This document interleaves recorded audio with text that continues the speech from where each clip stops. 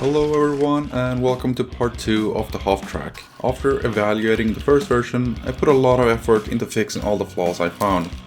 As you can see, the frames have been beefed up considerably and has reinforcements at the seam between the frames.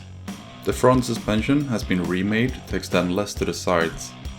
This also allows a mad amount of flex, but sometimes it will lift the wheel when turning due to how it's made. Not a significant problem in my experience. The drivetrain mostly has minor changes and adjustment. Gearbox received a much smaller motor pinion, which reduced the top speed by 50% from the last video. I've also started on a body for it. I was just going to make something quick, but this project has been pretty fun, so I'm still working on fleshing out the body and various other tweaks. It's much easier to drive slowly with the new lower ratio and looks absolutely awesome doing it. I still find it lacking on low speed control. Crawling tends to end up in uneven speed because the throttle just becomes so sensitive. Other than that, it seems to have plenty of torque. It's just difficult to control with such a large speed range.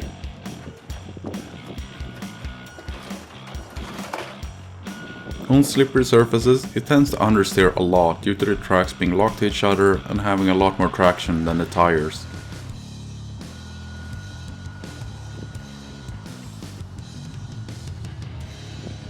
It still tackles obstacles and terrain with ease. Understeer disappears as soon as the wheels have something to grip, despite being quite back heavy. The roller suspension is also working great, adapting to whatever surface is underneath. This is roughly 60% throttle right here, so I still think it's a bit too fast, but it will need a major gearbox redesign to fix it. Here you can get a sense of the understeer on slick surfaces.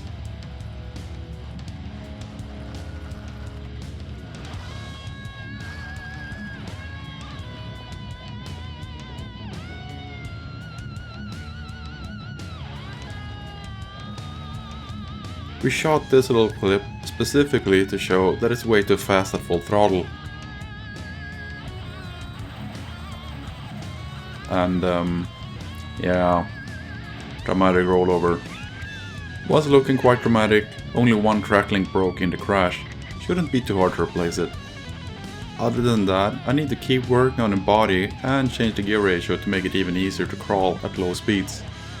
I'm also considering reworking the track to make it easier to repair and more durable, but I'm gonna try a few different things before I remake the entire track, because it's almost 80 pieces that would need to be reprinted and assembled. Hopefully I can have some more updates out soon. If you have any questions, just let me know down in the comment section and I'll try to help out. Thanks for watching, bye.